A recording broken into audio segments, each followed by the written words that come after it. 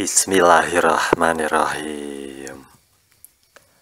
Assalamualaikum warahmatullahi wabarakatuh. Bertemu lagi di channel Sukses Perangkat Desa. Seperti biasa sebelum kita lanjut, tak lupa saya ucapkan salam sejahtera buat Bapak Ibu semua di seluruh Nusantara. Saya doakan semoga selalu dalam keadaan sehat walafiat, selalu bisa menjalankan rutinitas setiap hari dan tentunya selalu dalam lindungan Allah. Amin. Baik Bapak Ibu ya, di video kali ini kita mau bahas terkait dengan soal TKD BUMN tahun 2023 ya. Berharap Bapak Ibu yang menonton video ini ya bisa lolos semuanya ya, bisa lolos di tahun ini ya. Baik, terkait dengan soal TKD BUMN ya, nanti kita bahas ada beberapa soal ya. Untuk part pertama di sini kita bahas tentang materi soal TKD dengan tes wawasan kebangsaan ya. Jadi sebelum kita lanjut ya, mohon support dan dukungannya untuk subscribe, like, komen, dan share. Sebelum dan sudahnya saya ucapkan banyak terima kasih. Dan buat Bapak Ibu yang minat PDF-nya ya, nanti Bapak Ibu bisa gabung di Telegram channel, linknya ada di deskripsi video ya. Nanti bisa langsung chat adminnya atau chat saya ya. Baik, langsung saja ya. Jadi soal TKD ya, itu terbagi atas 3 kategori, yaitu tes wawasan kebangsaan atau TKW, kemudian tes intelijensi umum atau TIU ya, dan tes karakteristik pribadi atau TKP ya. Jadi intinya untuk soal TKD itu terbagi atas 3 kategori, yaitu TKW, TIU, dan TKP ya. Nah, sementara untuk akhlak ya adalah tes yang menilai pengetahuan peserta ya mengenai core value BUMN ya.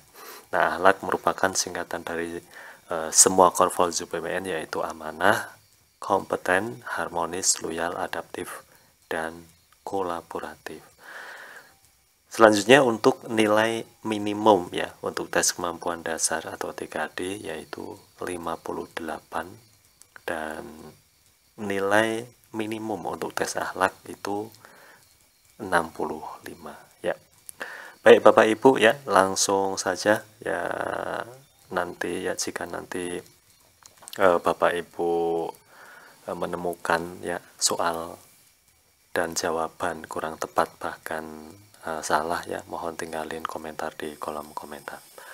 Baik, langsung saja yang pertama kita bahas yaitu soal tes wawasan kebangsaan atau TKW ya.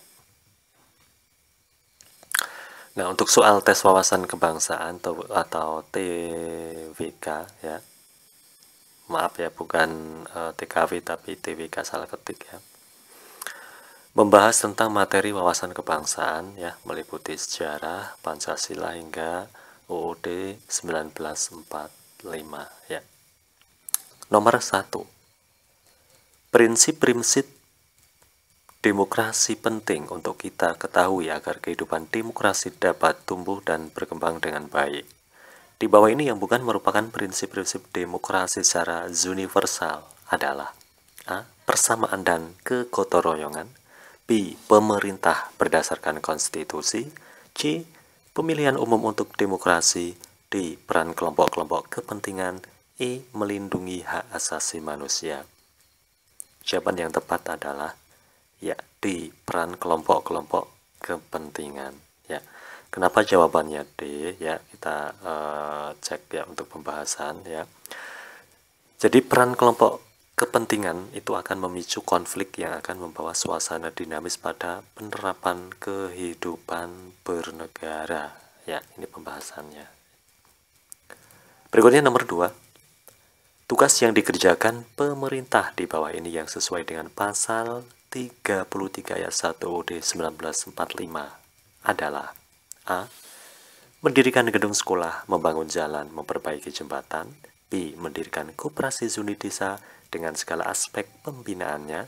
C. Mengolah sumber daya alam demi kesejahteraan masyarakat. D. Mengusahakan dengan cepat listrik masuk ke desa. E. Membangun perumahan sangat sederhana bagi masyarakat kelas bawah. Pasal 33 ayat 1, ya, jawabannya tepat adalah ya. C. Mengolah sumber daya alam demi kesejahteraan masyarakat. Untuk pembahasan, ya, tugas pemerintah itu sesuai dengan pasal 33 ayat 1 UUD 1945 adalah mengolah sumber daya alam demi kesejahteraan masyarakat. Nomor 3. Suasana kebatinan atau cita-cita hukum dasar negara Republik Indonesia terangkum dalam A. Ketetapan dan keputusan MPR atau MPRS. B. Berbagai konvensi dan jurisprudensi yang berlaku. C. Pidato kenegaraan Presiden Republik Indonesia menjelang tanggal 17 Agustus. D. 4 pokok pikiran pembukaan UUD 1945. E. TAP MPR nomor triple X atau MPR garing 1978. Jawabannya tepat adalah ya. C. Pidato kenegaraan Presiden Republik Indonesia menjelang tanggal 17 Agustus, ya. Suasana kebatinan atau cita-cita hukum dasar negara RI, ya. Untuk pembahasan, ya, 4 pokok pikiran pembukaan UUD 1945. Mohon maaf diralat untuk jawaban, yaitu D, ya, 4 pokok pikiran pembukaan UUD 1945, ya. Jadi mohon maaf ya, nanti jika Bapak Ibu menemukan jawaban, ya, sebenarnya tadi soal dan jawaban kurang tepat, mohon tinggalin komentar. Nomor 4.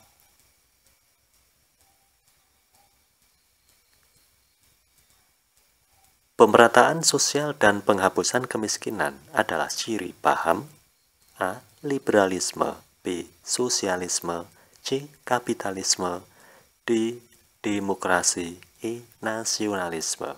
Jawaban yang tepat adalah ya, B. Sosialisme. Untuk pembahasan, ya, sosialisme itu adalah paham yang bertujuan untuk membentuk negara makmur. Ciri utama paham ini adalah pemerataan sosial dan penghapusan kemiskinan. Lanjut nomor 5. Strategi politik nasional negara Indonesia didasarkan pada A. UUD 1945, B. Garis Besar Haluan Negara atau GBHN, C. Pancasila, D. Keputusan Presiden, E. Pancasila dan UUD 1945. Jawaban yang tepat adalah iya, E. Pancasila dan UUD 1945. Untuk pembahasan, ya, Pancasila dan UUD 1945. Berikutnya nomor 6. Pancasila dapat dikatakan sebagai suatu sistem filsafat bila A. Sila-sila Pancasila harus kita lihat sebagai suatu rangkaian kesatuan. B. Susunan dan bentuknya hierarki piramidal. C. Harus dipahami sebagai totalitas 5 sila. D. Pancasila harus dipahami secara utuh, tidak terpisahkan. E. Semua jawaban benar. Jadi Pancasila itu dapat dikatakan sebagai suatu sistem filsafat bila jawaban yang tepat adalah ya, betul. Semua jawaban benar, ya. Kita cek untuk pembahasan, ya. Pancasila sebagai sistem filsafat adalah suatu kesatuan yang saling berhubungan untuk suatu tujuan tertentu, ya, dan saling berkualifikasi yang tidak terpisahkan satu dengan yang lainnya.